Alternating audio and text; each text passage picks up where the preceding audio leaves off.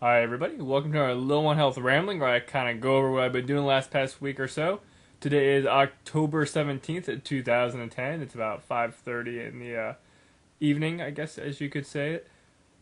This week, kind of not that great of a week, kind of a subpar week overall. I do want to mention one thing that kind of led to it not being a great week is earlier in the week I was driving around, I heard a nice little thump thump bump sound coming from the left side of my car, and I'm like, oh great, I probably have a flat tire or I'm losing air or something. And I checked my left back tire and I didn't notice anything. I was like, that's odd. Maybe I got something stuck in the tread. So I didn't worry about it. Later on, when I got home after working and everything, I checked the tire and it turns out I had a drill bit stuck in my tire. And I was basically trying to figure out how to get the drill bit out of there.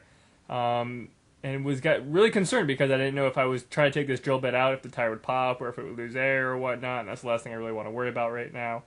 But as I was trying to get the drill bit out, I of course used basic pliers. I was like, hey, maybe I can just pull it out. But that didn't work because it was really in there. Turns out it was like a 4-inch drill bit, and it was like basically 3 inches in, but laterally, not like deep into the tire. And this is along the tread. So I was looking at it. I was kind of searching my garage trying to find a tool to take this drill bit out of my tire, and I came across my trusty steak knife that I used to basically cut a hole in a door. I think I might have mentioned that recently, that I bought a little cat door for inside the house to the garage for a little cat to put the litter box in the garage for my cat. And I was trying to figure out how to basically cut a hole in the door, and I found out this was probably the best tool I had. I was like, I wonder if I could use this to actually cut around the drill bit and pull the drill bit out. And it turns out that's what I did. I basically just made a couple small incisions along the basically tread of the tire, which is a good almost inch thick, and then a half an inch before it even gets to the air chamber. So as I was just kind of cutting into it, slowly making my incisions, and I was pulling it out, and bam, ta-da! This is the drill bit that was basically stuck in my tire, and as you can see, it's a pretty decent drill bit. And the funny thing was, I mean, this is the tip of the drill. This was the part that was sticking out. The point that goes in the drill was actually into the tire well. So it was actually really interesting. It was kind of like this. I didn't want to pull it too much because I didn't want it to like pop the tire. So luckily I just made a couple incisions through the tread and just slowly inked it out. But that was kind of one of the many kind of just subpar moments of the week, which I thought was just kind of meh. Another thing that happened this week, I did finish reading the Berserk manga. I guess finish is not really the word you would say. I'm caught up to it. So, waiting for them to release more volumes, which case that's going to take forever. But loved it, enjoyed it, and definitely a good read, the Berserk manga. Also, on Friday, I got a surprise phone call from my dad, stepmom, and my half-breed sister. They were going to come up and be in town, and we actually went out to dinner with them at Red Lobster, which was, okay, caught up with them and whatnot. But that kind of just necessarily threw my weekend kind of off, but just kind of had to rearrange stuff. But it's just kind of a really kind of subpar week altogether.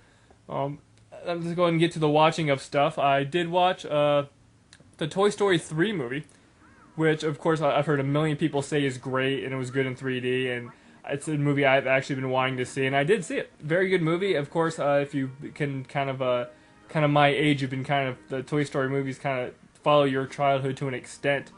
And this was kind of a nice kind of end cap to the trilogy. Hopefully they don't try to milk out more. It is kind of very sad. A couple really kind of touching moments in it, I will have to admit, but it's a really good film. It kind of touches upon just kind of life and death, and what you do with your life and whatnot, what's the purpose of your life, and loyalty and that type of stuff. But just a really good film. I definitely recommend people that haven't watched it definitely watch it, and I'm pretty sure everybody that's watching this has probably seen it if you have kids. Moving on here, right after that movie, the next movie I watched was Machete, which is of course that classic Rodriguez film. This was of course a trailer during the Grindhouse 2 movie double feature thing, and they decided to make it into a full-blown movie. In which case they did, and it's it is what you expect it to be. It's very much an exploitation type of film. It does kind of have a political message in it. It deals a lot with immigration and whatnot, but it definitely has a lot of gore, a lot of CG gore too, which of course I'm not that happy with.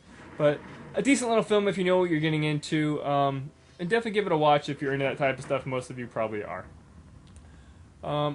Watching stuff, I also want to mention too that 30 Rock, which is one of the only 4 American shows that I watch, they did a live show. In which case, they actually did an East Coast live show and a West Coast live show, which was kind of really cool. They did a nice little premise. I watched both episodes, the East and West Coast, and I thought it was really cool what they did. It looks like they made more slip-ups on the West Coast show. They kind of had a couple stumbles here. It was kind of cool. Some of the they did the cutaways, which I thought was really interesting, and they also had kind of different jokes for each of the different coast airings. But another really cool thing about 30 Rock, which I don't know if most of you know, it's like I said, one of the 4 shows that I watch. Basically, American, Family Guy, South Park, True Blood, and 30 Rock are the only really kind of 4 American shows that I watch. And then what's interesting is that South Park and 30 Rock now, both of their shows, the day after they air on usual air, cable or whatnot, their episodes are available to watch online, which I knew was something they were doing before, but it'd be like a week after or whatnot. But basically now with 30 Rock and South Park, you can watch the newest episodes on their website right after the day of airing. I think that is awesome. That's really kind of what I was expecting TV to go towards eventually, and that's why I got rid of that cable box. I haven't had a cable box probably 6 or 7 years because I can get all my content online, and now they're making it easier to get online. And they're actually HD feeds. They don't look that bad, and I know True Blood will never be that way, and I don't think Fox will make Family Guy go that way, but it's nice to see that half of my shows I can now watch online from their website. It's not like through Hulu or through Netflix, and actually see the newest episode as quick as possible, which I think is really, really cool. Moving on here, I do want to mention GameFly, which of course I want to mention every now and then. Basically, Halo Wars I played and beat. Civilization 5 I also been playing on the PC. I'll probably be doing those in my next review thing. And actually that Tomb Raider game, that DLC game that was released recently, I'm also playing through, and that'll probably be my next batch of reviews. But coming out this week, hopefully I'll be playing Fallout New Vegas, which will be something kind of different for me to play. Sorry about the yawning. And then of course we got Rock Band and Call of Duty and whatnot. I did notice, as I mentioned, I use GameFly.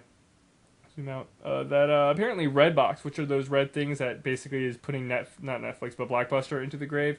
Those Redbox things, apparently some of them are doing a test, trials of the gaming, putting games in there. In which case, I think for DVD it's $1 a day, and for gaming it's going to be $2 a day. In which case, that might not work for everybody, especially if you're looking for to have the game a lot. But I'm almost kind of interested in it because of how I chew through games, and I almost like the idea of that I can get a game, play it for that day, because everybody knows me, I'll play that game to death in that day. But with Netflix, I do have those off times where something's in transit, or I'm trying to keep my queue open so I can get the new games. I'm really interested to see how the Redbox is going to do it. Granted, I don't think the Redbox thing is going to be able to have the most up-to-date games and whatnot, and that could be kind of an issue, but it'd be interesting to see how that's going to go moving forward. But, I keep yawning. I've been getting decent enough sleep, too. Anywho. But other than that, work is the same old, same old.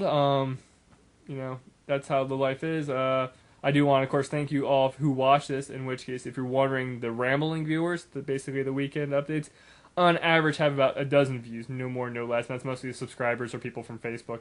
My actual review videos actually get a little bit more hits because of basically people commenting about how much those reviews suck, or because of them searching for those specific game reviews, which I think is kind of interesting. But other than that, that's really about it. I'd like to thank you guys for watching, and I will catch you next time.